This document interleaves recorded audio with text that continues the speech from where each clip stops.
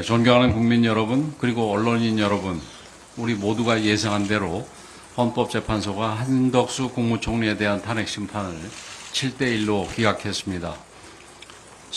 심지어 억지 탄핵을 밀어붙인 민주당도 예상했던 결과입니다. 그 어떤 이변도 없었습니다. 지난해 12월 민주당 주도로 통과된 탄핵안이 처음부터 헌정 파괴 목적의 정략적 탄핵이었음이 다시 한번 확인되었습니다. 거대 야당의 무리한 입법 폭거에 대한 사법부의 엄중한 경고였습니다. 구전구패입니다. 헌정사의 길이 남을 기록적 패배입니다. 국정을 마비시키고 정부를 길들이기 위해 탄핵소추를 악용하는 민주당의 시도는 국민적 상식과 법치주의 원칙 앞에 번번이 실패했습니다. 사법부가 다시 한번 브레이크를 건 만큼 이제라도 야당은 헌법 정신에 어긋난 무모한 도전을 즉시 중단해야 합니다. 오직 정쟁을 위한 최상목 경제부총리에 대한 탄핵소추는 지금이라도 접어야 합니다. 한덕수 국무총리가 권한대행 자리에 복귀한 것은 늦었지만 다행입니다. 한 권한대행이 챙겨야 할 일이 산적해 있습니다. 우선 전국 각지에서 발생한 산불로 극심한 고통을 겪는 국민들을 돌봐주시기를 바랍니다. 이와 함께 얼어붙은 민생 경제를 살피고 급변하는 글로벌 통상 환경에 기민하게 대응해 주시기를 요청드립니다. 국민의힘은 한 권한대행과 긴밀한 협력 관계를 신속하게 복원하고 국정 혼란을 빠르게 수습하기 위해 최선의 노력을 다할 것입니다. 헌법재판소는 윤석열 대통령의 탄핵 심판에 대해서도 절차적인 하자와 내용상의 문제점이 없는지 시간에 구애받지 않고 철저하게 검토해야 할 것입니다. 최근 민주당의 움직임이 굉장히 우려스럽습니다. 줄탄핵 무리수로 국정을 흔들고 국민을 불안하게 만든 데 대해 반성하고 국민께 머리 숙여 사죄해도 모자랄 판에 야당은 오히려 뻔뻔한 모습을 보이며 헌법 위에 군림하려 듭니다. 특히 헌법재판소가 자신들 뜻대로 움직이지 않자 민주당은 헌재가 윤석열을 파면을 선고할 때까지 광장에서 국민과 함께 싸우겠다라면서 소요 사태를 선동하고 있습니다. 더욱 경악스러운 것은 이재명 대표가 탄핵이 기각된다면 나라가 망하는 것이라는 망언도 서슴지 않고 있다는 점입니다.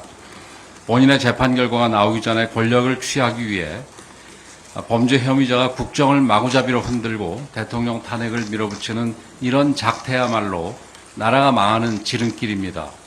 탄핵 남발, 광장투쟁, 헌법기관 공격, 선동정치의 끝없는 악순환을 반복하는 그들에게 나라를 맡겨서는 안 되는 이유가 더욱더 분명해지고 있습니다. 이들의 머릿속엔 대한민국과 대한민국 국민은 없습니다.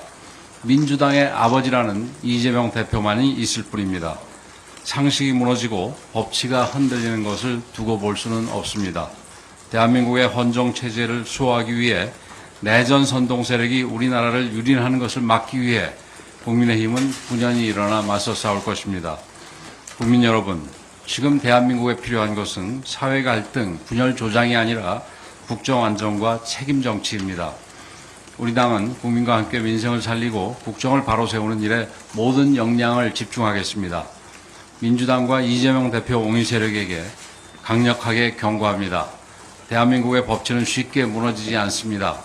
민주당과 같은 헌정 파괴 세력이 아무리 짓밟아도 국민이 피땀으로 가꿔온 민주주의와 법치주의 정치는 서리빨같이 살아있을 것입니다. 민주당이 만약 26일 나올 이재명 대표의 공직선거법 위반 2심 결과와 그 이후 있을 대통령 탄핵 심판의 결과에 불복하며 또다시 대한민국을 벼랑 끝으로 몰려 한다면 결코 용서받지 못할 것입니다. 헌법재판소는 지금껏 그래온 것처럼 본연의 임무에 충실해 주기 바랍니다. 그리고 헌법재판소가 앞으로 내놓을 판단도 오직 법리와 원칙에 의거한 공정한 결과이길 기대합니다. 국민의힘은 그 어떤 상황에서도 흔들리지 않겠습니다. 국민과 함께 법 앞에 만인이 평등하다는 사법정의가 실현되는 대한민국을 기필고 만들겠습니다.